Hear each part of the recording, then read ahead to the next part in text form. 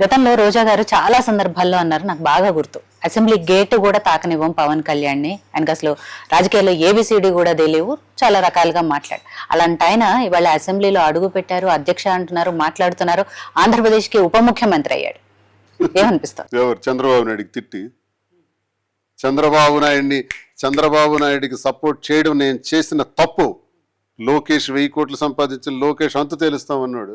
లోకేష్ దేవుడు అంటున్నాడు, చంద్రబాబు నాయుడు దేవుడు అంటున్నాడు. కాబట్టి అసెంబ్లీ గేట్లు టచ్ చేయగలిగినాడు.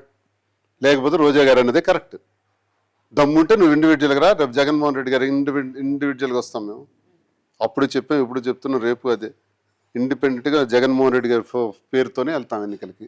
పవన్ కళ్యాణ్ పేరుతో నువ్వు ఎన్నికల్లోకి రాగలవా? మళ్ళీ చంద్రబాబు నాయుడిని యాడ్ చేయకు. నువ్వు పవన్ కళ్యాణ్ పేరుతో రాగలవా? పవన్ కళ్యాణ్ పేరుతో ఎన్నికల్లోకి వస్తే అప్పుడు నువ్వు టచ్ అయ్యి గేట్ చూస్తాం. 100 సార్లు మాట్లాడి మీదే మాట్లాడుతున్నాం.